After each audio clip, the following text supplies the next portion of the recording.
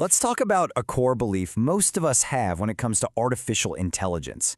It's a really simple assumption that kind of shapes how we see the future. But what if it's just plain wrong? You know the idea, right? It just makes sense. Whether we're talking about business, tech, or really anything in life, we figure that sheer capability, being the smartest, the fastest, the most advanced, that's what guarantees a win. It's the story we tell ourselves about how progress works. But hang on, what if that's not the whole picture? What if raw intelligence, the very thing we're all chasing, is becoming so common, so easy to get, that it's just not the deciding factor anymore? That's the big question we're going to dig into today. To really get our heads around this, we need a key concept called scarcity migration. Okay, think of it like this. When the printing press came along, books became cheap and everywhere. Suddenly, information wasn't scarce anymore. So what became valuable? Well, our attention, the time and focus it takes to actually read and process all that info. The value literally moved from the thing itself to our ability to pay attention to it. And guess what? We are seeing that exact same shift happening with AI right now. As artificial intelligence becomes this new, super abundant resource, the thing that's scarce and the thing that holds all the value is migrating again. This means the new bottleneck, the new game, isn't about who has the smartest model. It's about who controls access to that intelligence. I'm sure we've all felt this. Let's call it the frustration gate. You hear about some amazing new app or a groundbreaking AI tool. You get super excited, you go to try it out, and nope, sorry, not available in your region. Or, it doesn't work with your bank.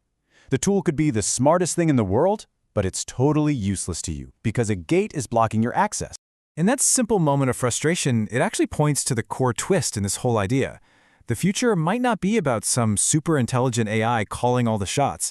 Instead, the real power could end up with the gatekeepers who get to decide who uses that AI, when they can use it, and how. They're the ones who control the flow. So who are these gatekeepers? Well, we're talking about the companies that provide the insane amount of computing power and energy these models need to run. We're talking about the app stores and platforms that control how these tools get to billions of people. And of course, we're talking about governments and regulators who are writing the laws that can either open the floodgates or shut everything down. Now, okay, I know what you might be thinking. There's a really strong counter-argument here, right?